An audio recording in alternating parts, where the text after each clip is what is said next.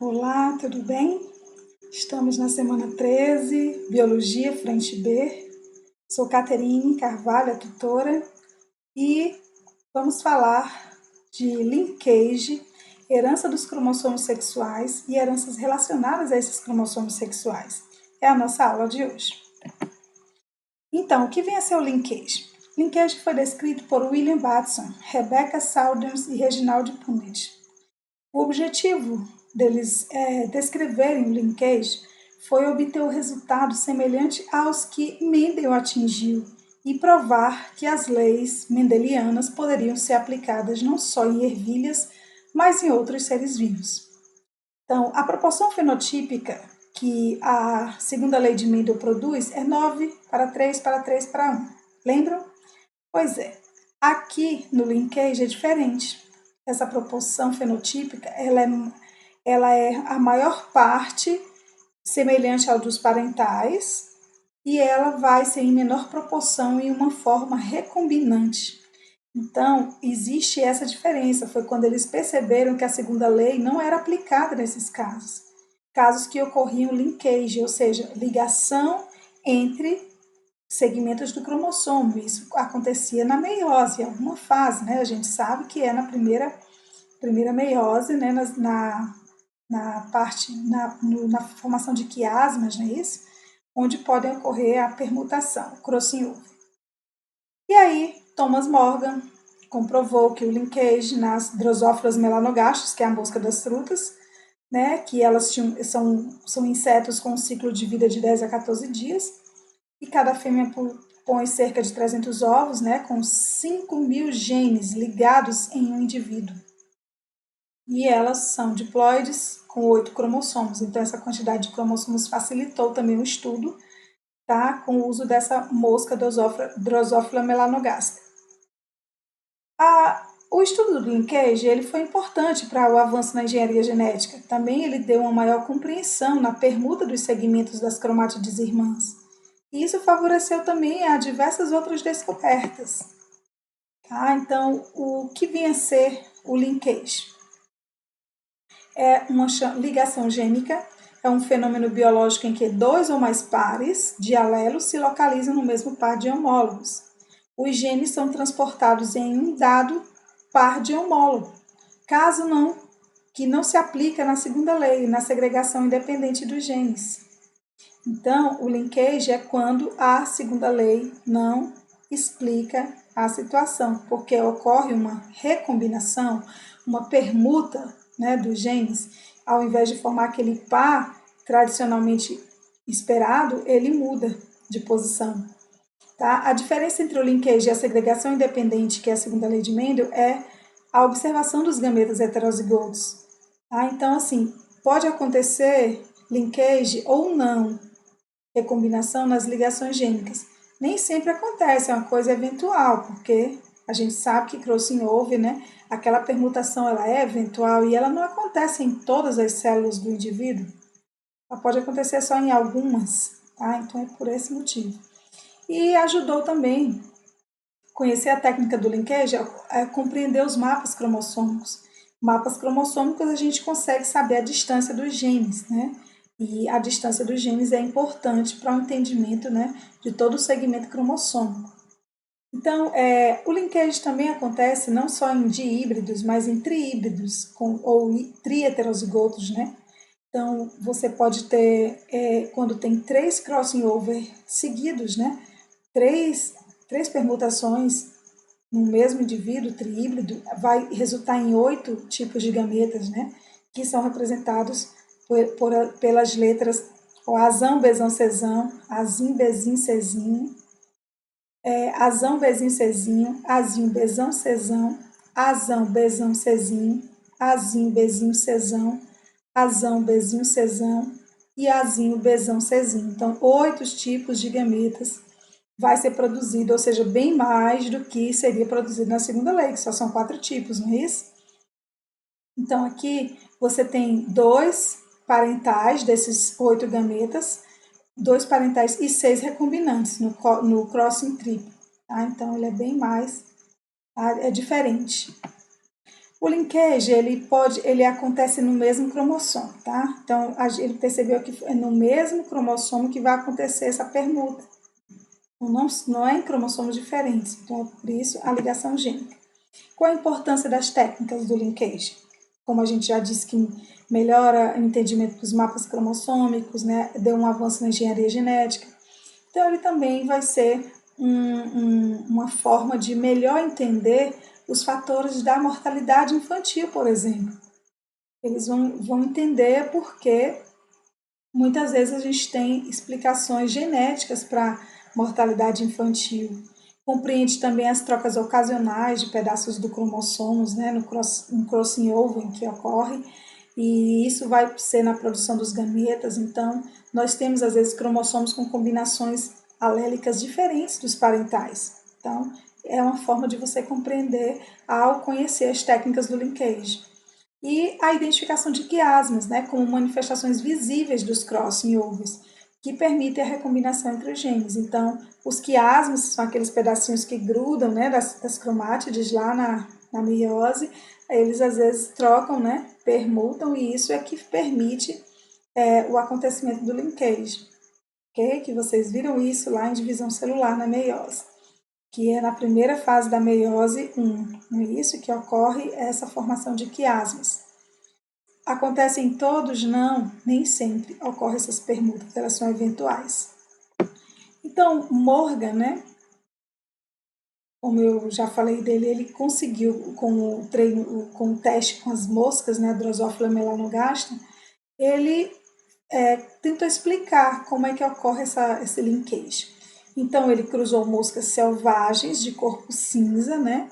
Então, eles davam característica, quando ela tinha o corpo cinza e asas longas, é uma característica selvagem, que é como se fosse a característica natural, que é dominante, pesão, pesão, vesão, vesão, com mutantes de corpo preto e asas curtas, que é o chamado mutante, que é a característica recessiva.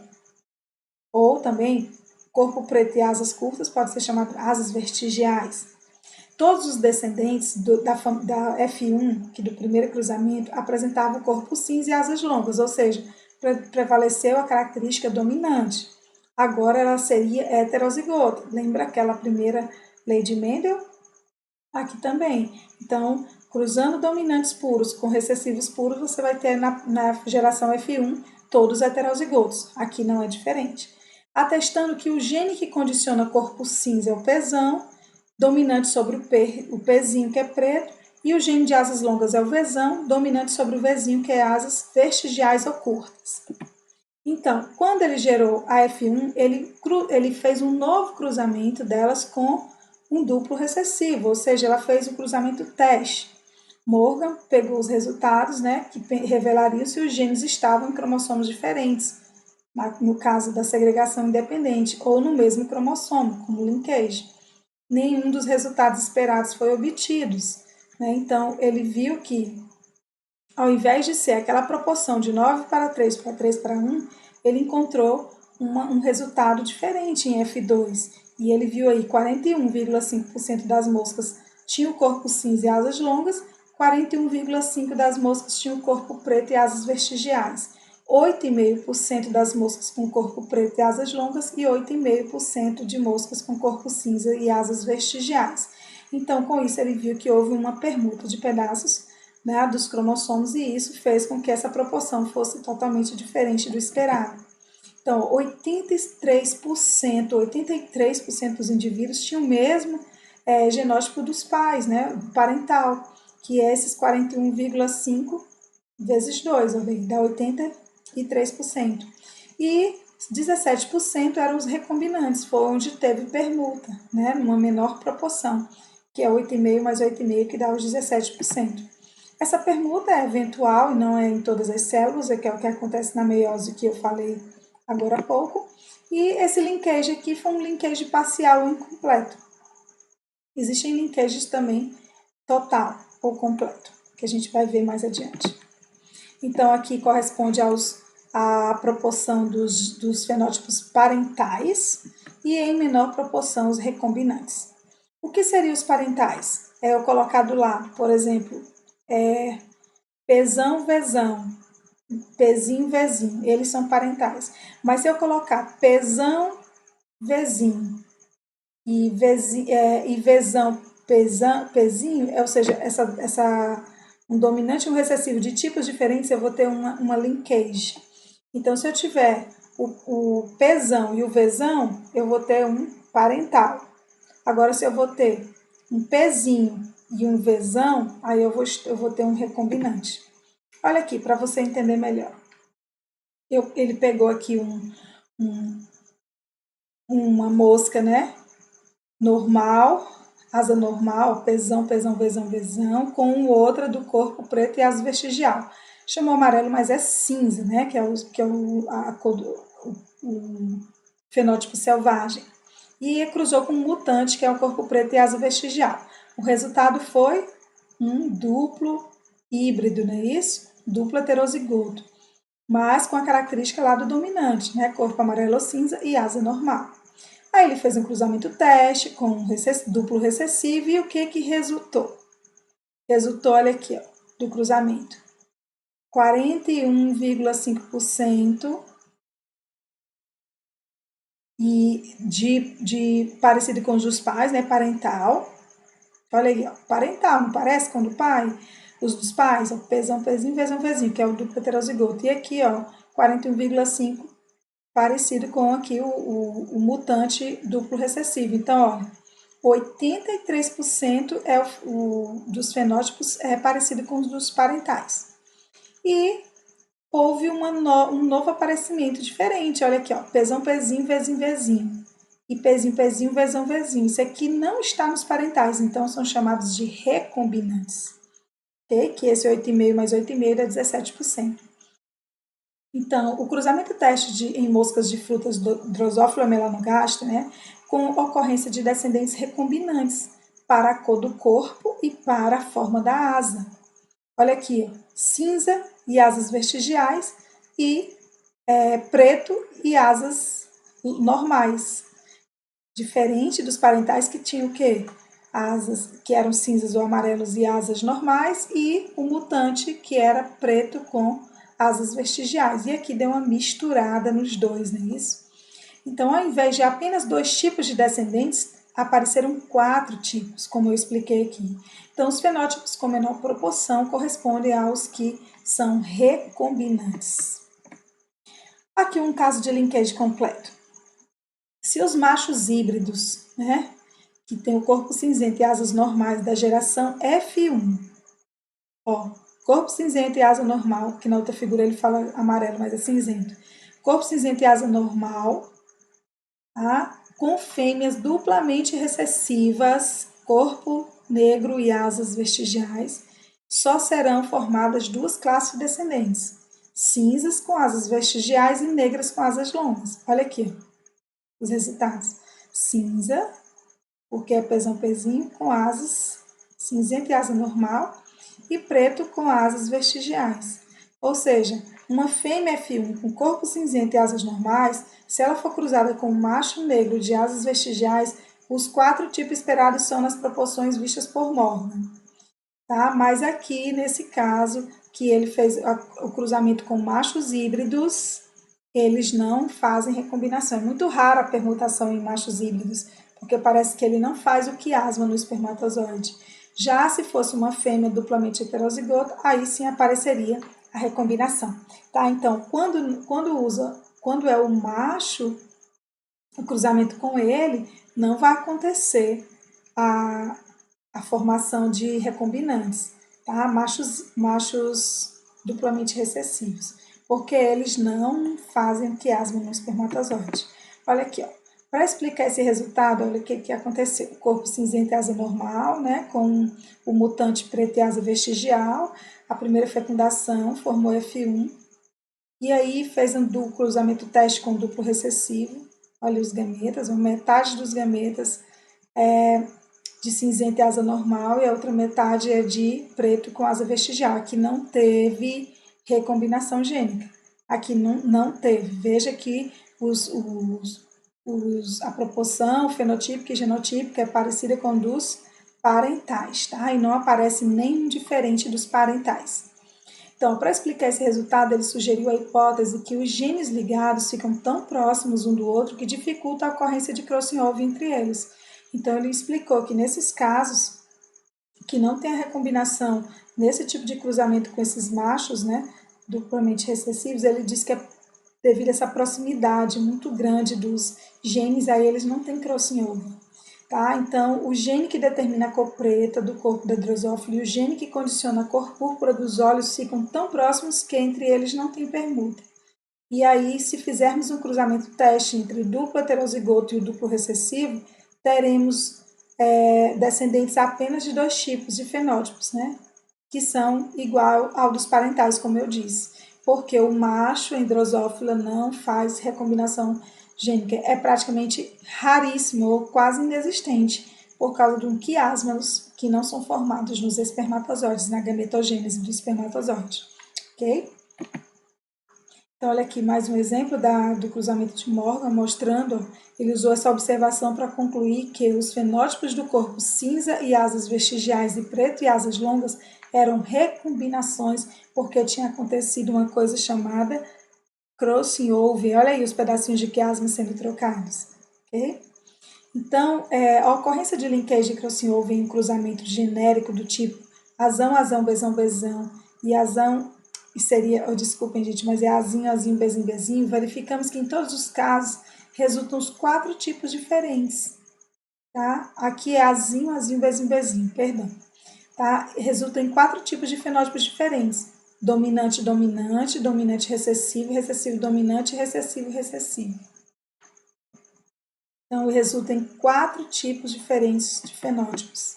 E qual seria a diferença da segunda lei para o linkage? No caso da segunda lei, é 25% para cada fenótipo, não é? Que a gente viu, do 9 para 3 para 3 para 1.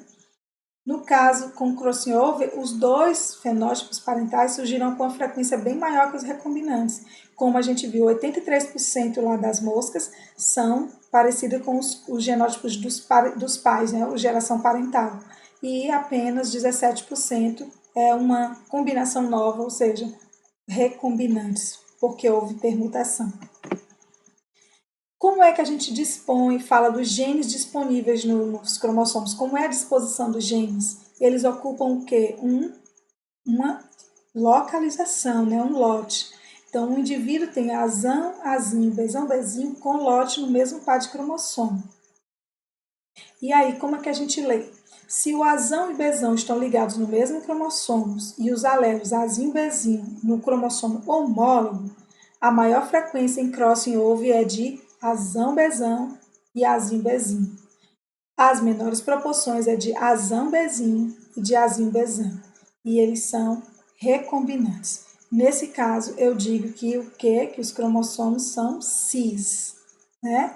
Eles são cis. E na situação trans, é quando o A, que é dominante, estiver ligado a um cromossomo com gene recessivo do outro par de alelo, que é o B, e os alelos azinho e bezão estiverem em cromossomo homólogo.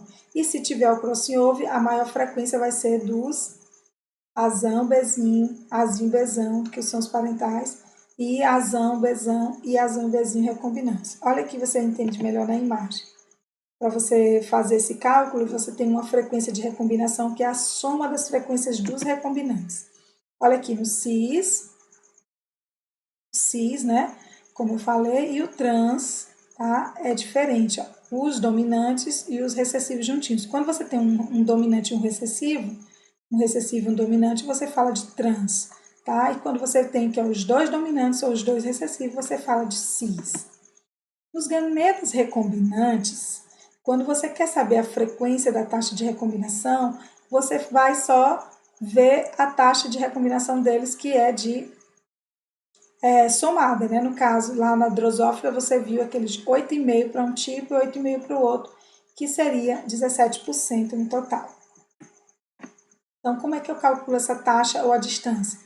Então, a localização dos genes foi descoberta por Alfred Stutterwand, tá? E ela tem uma representação gráfica por meio de mapa genético ou mapa cromossômico ou mapa de ligação.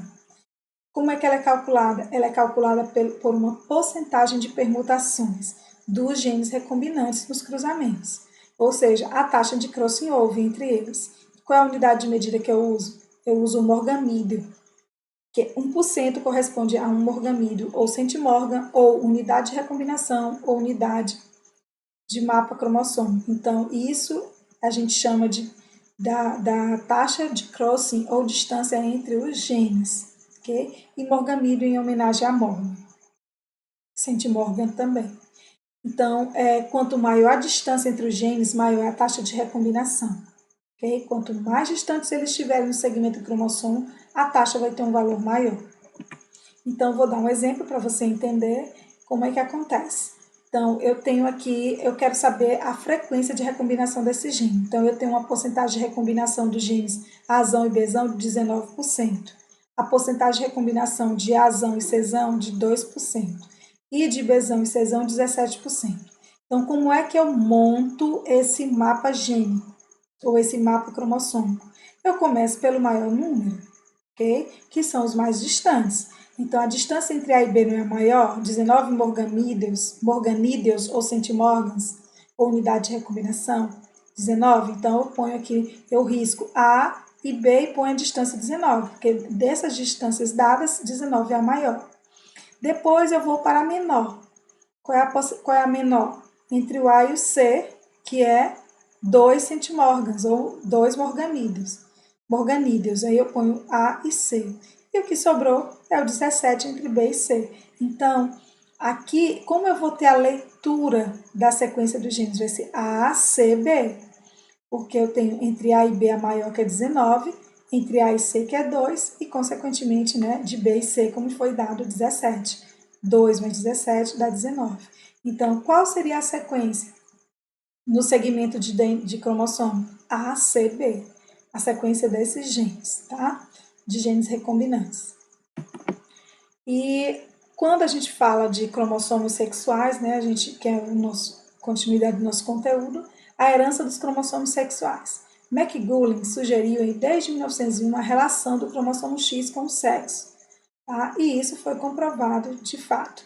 Mas antes dele já tinham outros pesquisadores que ficavam desconfiando de como é que dava essa determinação do sexo. Mas ele chegou a publicar em 1901, sugerindo isso e que realmente foi uma teoria comprovada.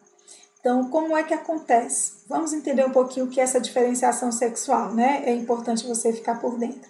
Então, nós temos o sexo genético, quando eu falo de cromossomos sexuais, XX nas mulheres, XY nos homens.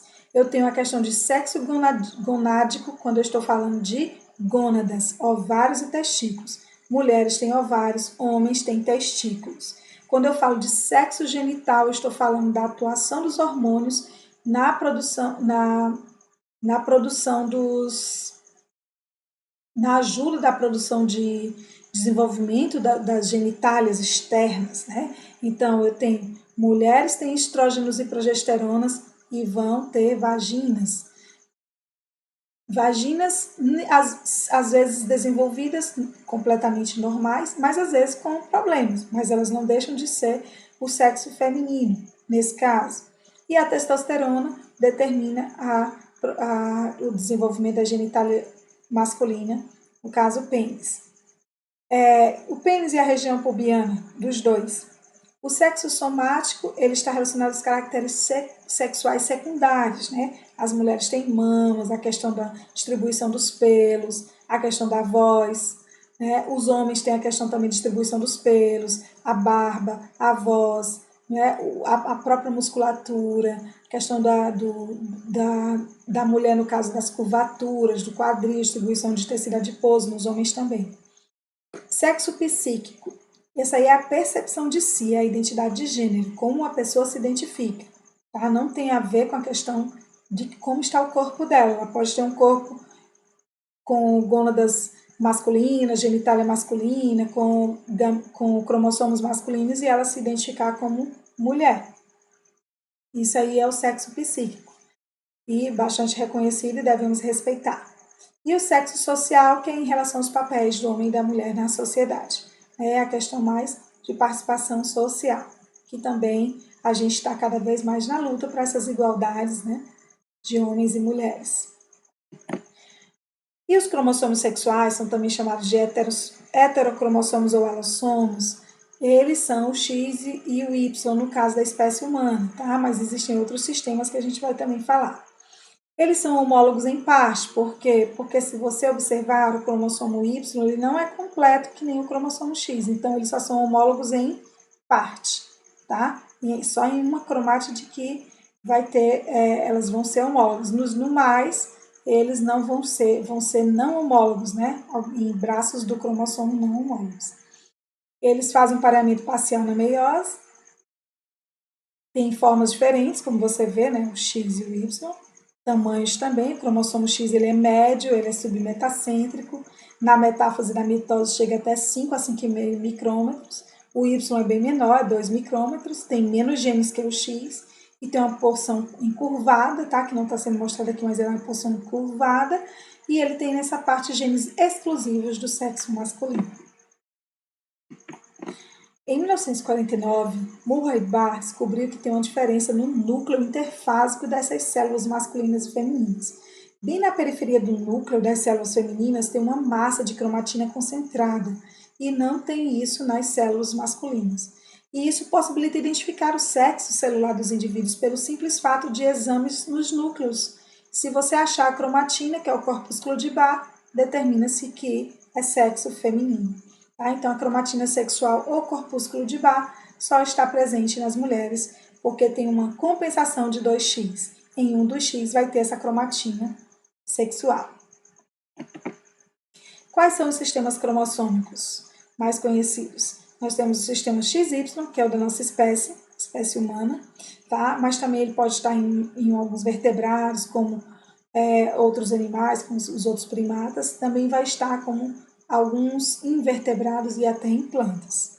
Tá? Então, nesse sistema, o macho ele é heterogamético, ele é XY, e a fêmea é homogamética XX. E quem determina o sexo da prole aqui é o macho, né? Porque ou ele manda o espermatozoide X ou ele manda o espermatozoide Y. E a fêmea só manda o gameta, né? O ovócito X. Tá?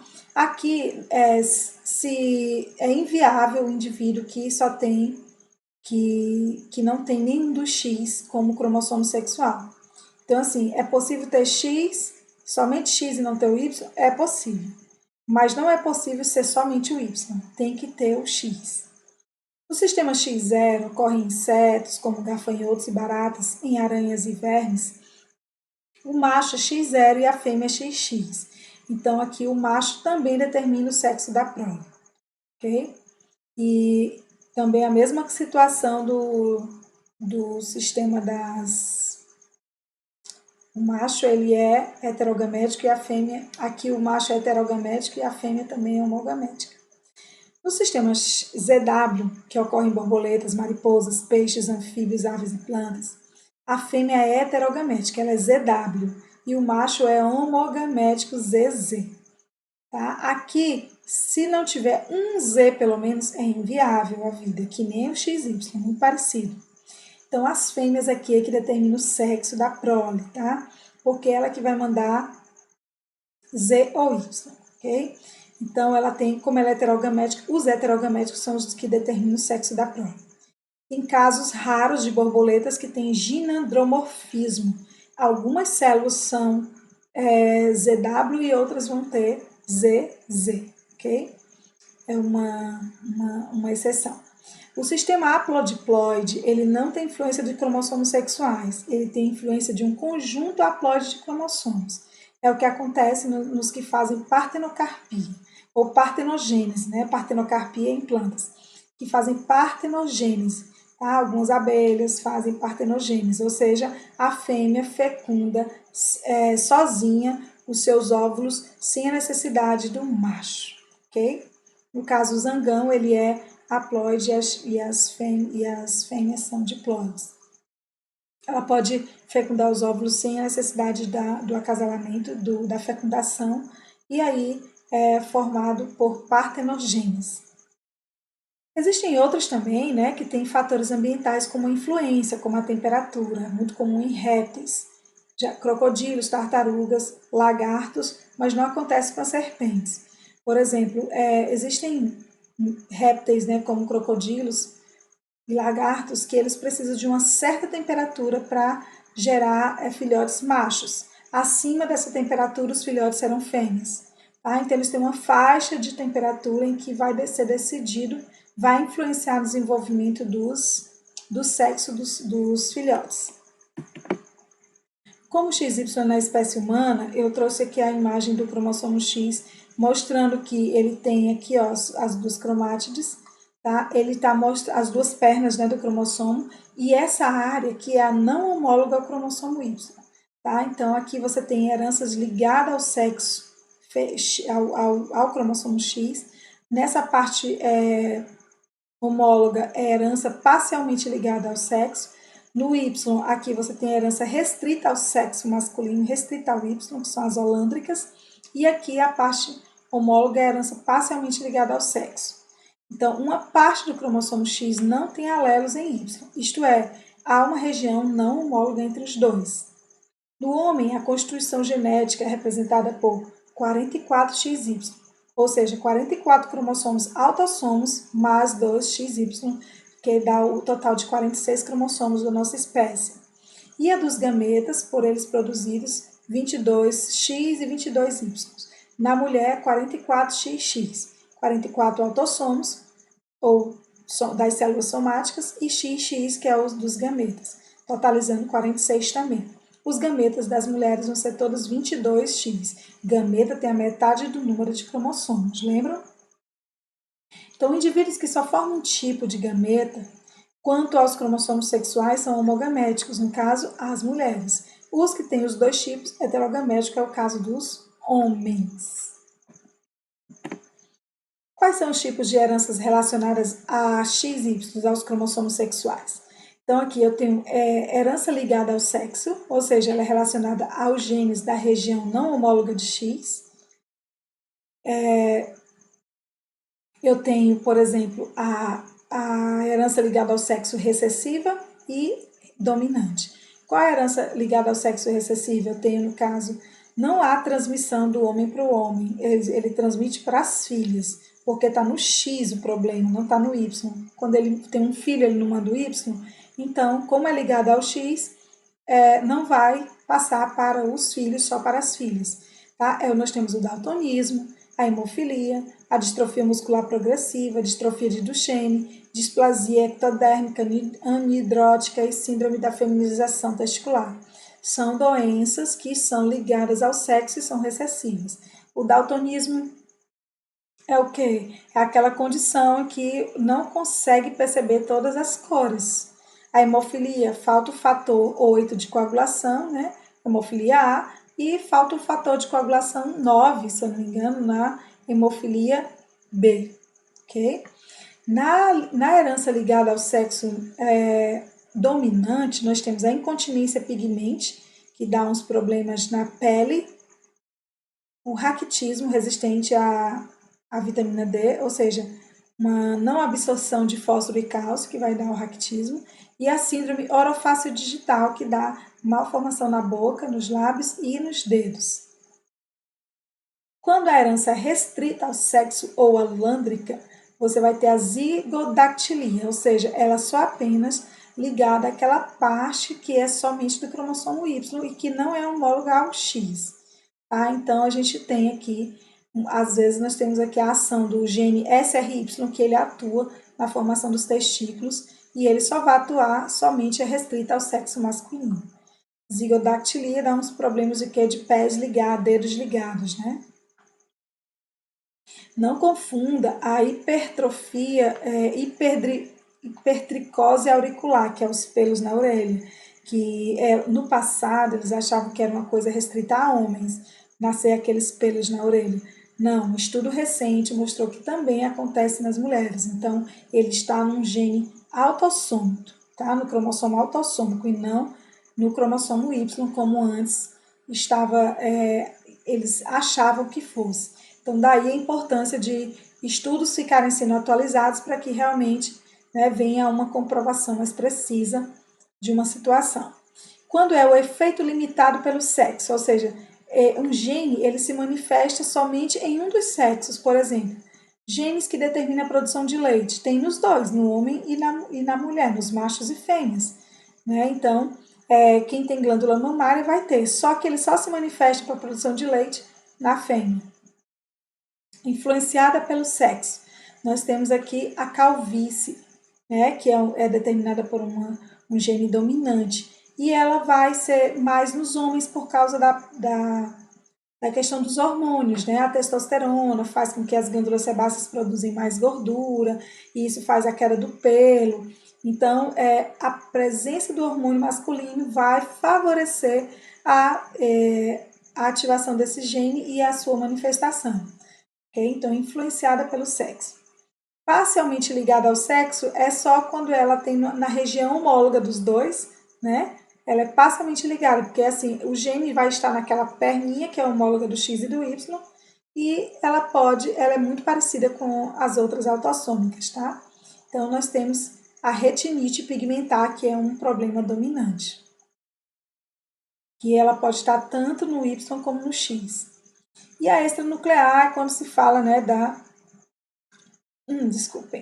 a herança das mitocôndrias, a herança do DNA mitocondrial, tá? Que é predominante de herança materna, que também tem um estudo recente que já foi comprovado a presença de DNA mitocondrial herdado do pai. Tá? Antes eles acreditavam que era só exclusivamente da mãe, mas já tem estudo recente que já está sugerindo diferente. Mas ainda predomina o DNA mitocondrial de herança materna. E isso pode determinar a descoberta, esse estudo recente que mostra que não é somente de origem materna, de herança materna, podendo ser de herança paterna, a compreensão melhor de muitas doenças relacionadas ao DNA mitocondrial. Então, aqui nessa tabela você tem a tabela da hemofilia. O homem, para ele ser hemofílico, ele tem que ter um X com o gene Hzinho, que é a hemofilia recessiva. E se o homem tiver um X com o Hzão, ele é normal. A mulher, o X duplamente com o Hzão, cada X, ela é normal. Se ela for heterozigota, também ela é normal, porém ela é portadora, né, do X e H do hemofilia. E para ela ser hemofílica, ela tem que ter duplamente o X com o Hzinho recessivo. No caso do daltonismo, aqui no daltonismo você vê que ele é uma característica recessiva. E aí você tem aqui o homem, se ele tiver um Dzinho no X, né? Porque aqui é ligado ao X, tá? Tanto hemofilia e daltonismo, relembre. Então, o X, ele tem um X com Dzão, ele já é daltônico. Tá? Se ele tiver X e Dzão, ele é normal. A mulher, para ela ser daltônica, ela precisa ter duplamente o XDzinho e XDzinho. Se ela tiver XDzão e Dzinho, ela já é normal, mesmo sendo portadora. Okay? Porque é uma condicionante recessiva para o daltonismo. E é ligada ao X. Okay? Para a mulher ser daltônica, ela tem que ser duplamente recessiva. Se ela for homozigota, dominante ou heterozigota, ela é normal. E ela sendo portadora, ela ainda continua normal, as suas características. Na calvície, você tem aqui, a calvície é dominante, né? Então, como eu falei, então se o homem é azinho, ele é não calvo, a mulher também, tá? E para o homem ser calvo, ele tem que, na condição de heterozigoto, tá? Ou homozigoto, ele já vai ser calvo, porque ele é dominante. Mas a mulher heterozigota, ela não é calva, ela só vai ser calva se ela for duplamente, se ela for homozigota dominante, que é a calvície determinada por um gene dominante. Então, há essa diferencinha aqui, que na mulher heterozigota para calvície, ela não vai ter a calvície, ok? Somente na condição de homozigose. O homem não. Tanto em homozigose como heterozigose ele vai apresentar. Por que tem a influência do hormônio testosterona, que a mulher não tem, ok? Não tem em grandes quantidades. Então, aqui minhas referências, realmente hoje a aula foi rapidinho, né? E espero vocês na próxima. Até mais!